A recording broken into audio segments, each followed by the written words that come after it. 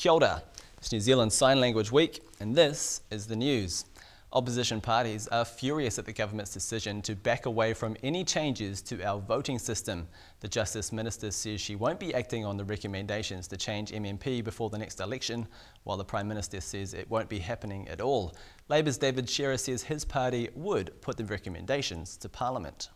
We would put it in legislation, take it to the Select Committee and get a deal out of it from that. It was supposed to be a collaborative process and she just ended it yesterday without even a word or a phone call or a meeting.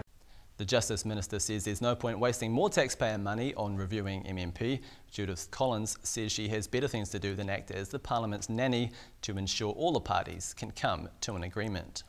You need 61 votes for anything to get through. So without 61 votes, I'm not going to keep banging my head against this brick wall that happens to be the 8 odd parties that we've currently got in Parliament.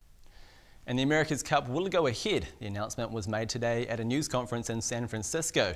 An expert panel has been appointed to investigate the accident which claimed the life of Artemis strategist Andrew Simpson.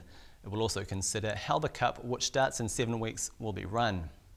And the Problem Gambling Foundation is vowing not to give up on a major campaign for fewer pokie machines at Sky City in Auckland. The casino has made a deal with the government for an extra 230 pokie machines and more gambling tables in exchange for paying for a $402 million convention centre.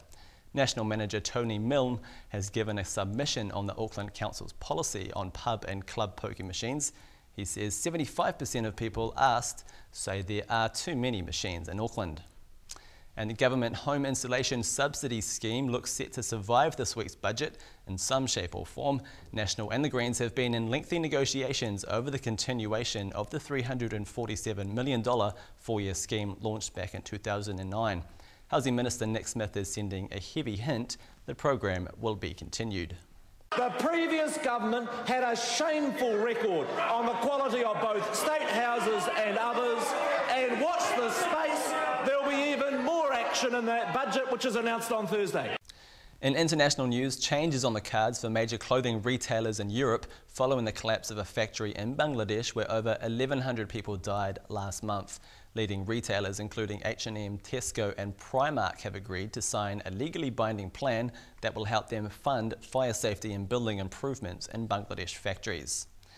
And the Syrian Observatory for Human Rights says more than 94,000 people have been killed in more than 2 years of conflict in Syria. The figures are much higher than those published just 2 days ago. US Secretary of State John Kerry said that he expects a Syria peace conference to be held in June, and he had this warning for Syrian President Bashar al-Assad. If President Assad decides to miscalculate again about that, as he has miscalculated about his own country's future over the course of the last years, it is clear the opposition will be receiving additional support. An All Black winger, Julian Savea, is applying to have his common assault charge diverted. The 22-year-old appeared in the Wellington District Court this morning in relation to a domestic incident with his partner last month.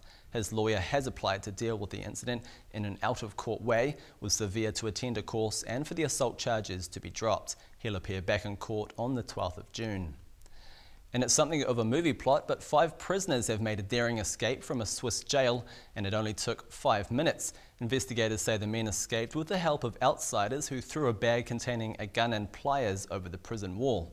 A manhunt is now underway for the 5 members of the Pink Panther gang of international jewel thieves. And that's all from me. Thanks for watching. Ka kite anō.